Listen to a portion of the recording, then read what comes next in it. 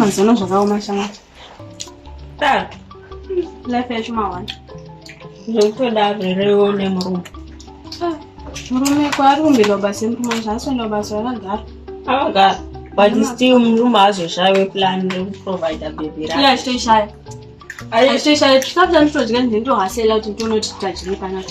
Saka kugarirei nemurume iye kana asingakubate bhoka.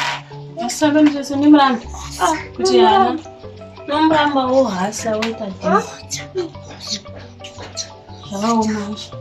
Unosiyana naye varume vasingashandi shayi. Gaya 8 billion people munyika munogarira murume one asingakubate bhoka. Aiwa inini handingagarire izvozvo. Nezvauri zvichiri mwana mudiki kaya. Ogarira zimbabwe. Aiwa. Siyana naye. Hariko varume vacho naye. Varipo. Chero kana vasipo nisiyana naye because wozohasira vanhu tu. Murume iye wohasira for EF. Wozohasira ne for iwewe ku. Zvini ndingagarire nyaya iyo inini. The minute nditoona kuti hauchagoni undiprovide for inini. Ndienda. Ameno. Vachishingirira yasikana ndi murume. Ndita savers. Pamwe charo na mara chazarura. Yapamwe kuzoshamiswa chamabhini. Zvama manje uda kugarira izvozvo. Sandita serious. Asi ndidaya because murume anofanira kuita peace job or has at least owns something to the table. Kwete kutogara pasi achinoita kuti mukadzi ndiye anofanira kuhasla for iye. Aiwa. Asi rwana basa rachatombochavo. Ngotauruma mazano futi. Shanda wadoko. Kama achonyepa nhuba kutsvaga basi asingatsvagi aswira akagara.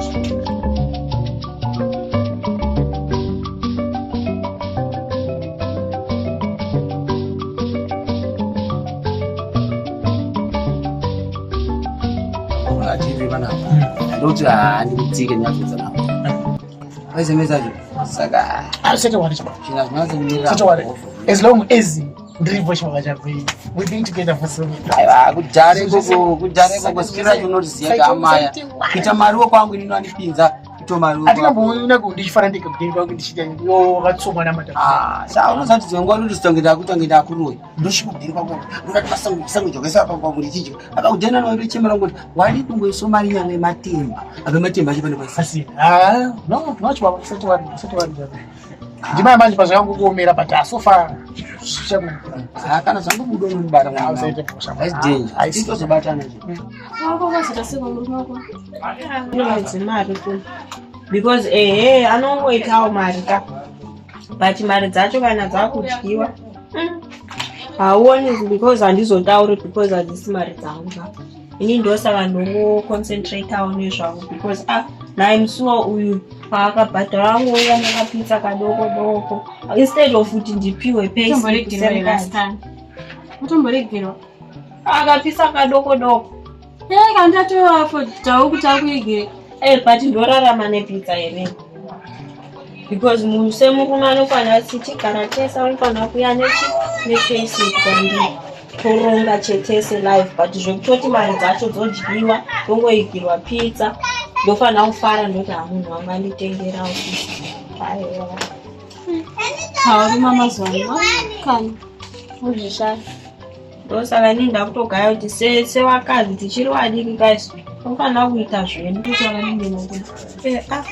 ongosiyana nazo totsvaga mabasa because murume kana uchigara pamba ndopaanokujairira manje ipapo tanawo anokuita yese manje apa inini ndinoenda kubasa pangu kuti atsvaga basa tiri mukaito semurume hapana ayako story hanzanhamboinzwa ndikutoitangira pauri tisakutowachengeta instead kuti ndianichengete ndingakuchengeta ndeza wakona ndiri vana amuri kanimbotaurawo niyo mukadzi nebo kona marwanzi ese andi kutomborova ndikuzama by all means kuti tikwanisa sei kuisawo chikafu patafura ezi varikona vamwe vanhu vanongoita hama yachi mangwana semagraft anonga achikoti promise panozi kuti mangwana achasvika utonzwa kuti pabasa paidu pakatopindwa nemumwe munhu pane mumwe munhu akaenda munhu akabva apfekera ipapo unzisa by the end of the day ndotonge ndisikada kutomboshanda